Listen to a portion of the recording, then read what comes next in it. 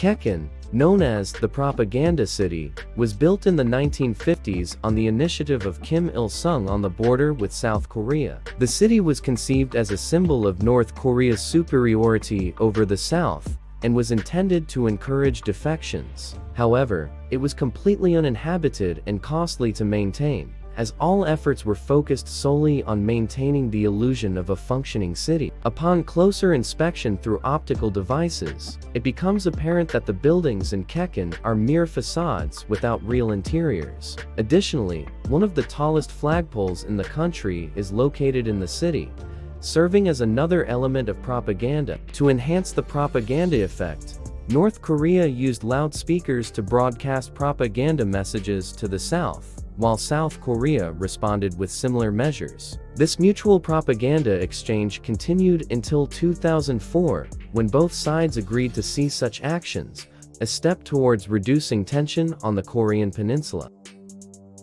In North Korea, the cult of personality of leaders reaches such a level that portraits of Kim Jong-il and other leaders occupy a special place in citizens' lives. In the event of a fire, one of the first actions of residents should be to save the portraits of their leaders immediately after saving their own lives. Although the existence of special shelters for statues of leaders in case of war may sound incredible, it underscores the depth of idol worship in the country. Indeed, all statues of leaders in North Korea are under round-the-clock guard by the armed forces, emphasizing their high status and importance to North Korea's state ideology.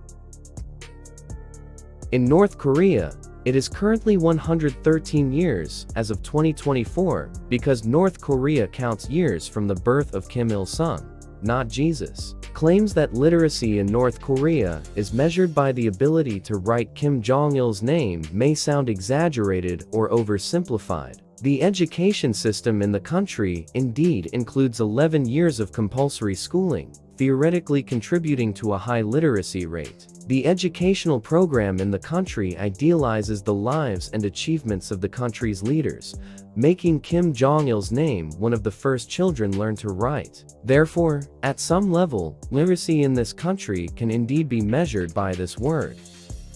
In North Korea, there are hardly any private cars. Most people use public transport. This means free roads and no traffic jams, so less time is spent commuting to work. Lateness to meetings is not welcomed. Unlike in places where traffic jams have become the norm, private cars are considered a rarity and more a sign of high status or.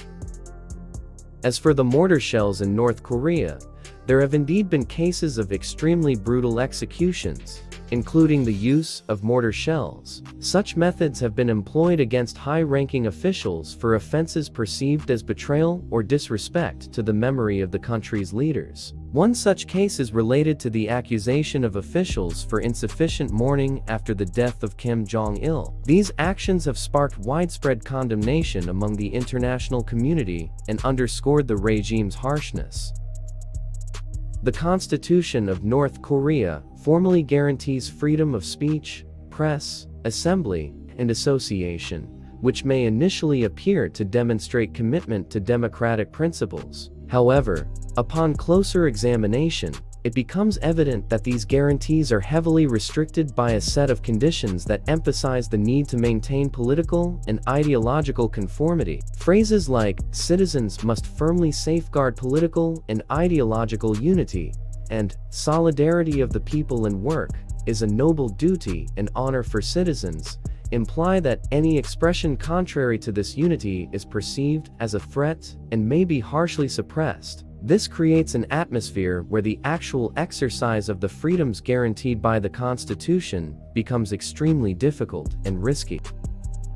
As for the economy, until the 1970s, North Korea's economy was surprisingly stronger than South Korea's, thanks to industrialization and support from the Soviet Union. However, the situation has radically changed since then. North Korea's GDP has shrunk to 2.5% of South Korea's, with a GDP per capita of around $1,800 in North Korea, compared to $3,800 in the South. The economic gap between the two countries has become colossal, reflecting limited consumption and investment opportunities in North Korea, compared to its more prosperous.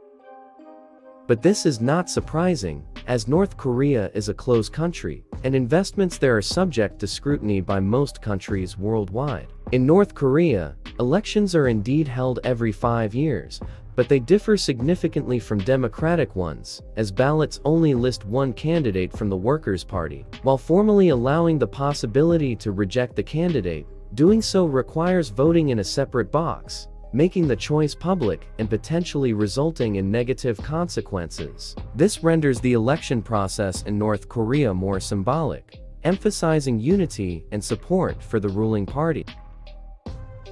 The number of internet users in North Korea is extremely small, totaling only about 600 people, mainly from the upper echelons of society, such as officials and students. The development of the IT sector in the country is slow and limited. While North Korea has developed its own operating system, Red Star, based on Linux, changes are so insignificant that they resemble minor deviations. Rumors of North Korea's contribution to software development for international companies are highly doubtful. One area where North Korea has excelled is in hackers. They have their own units that mainly harass the enemy, primarily.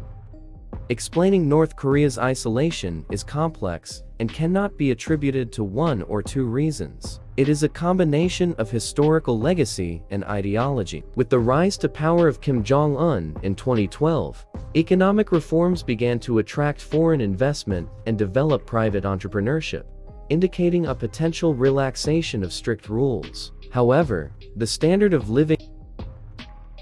And that's all for now. Subscribe to my channel, give it a thumbs up, and see you soon, friends.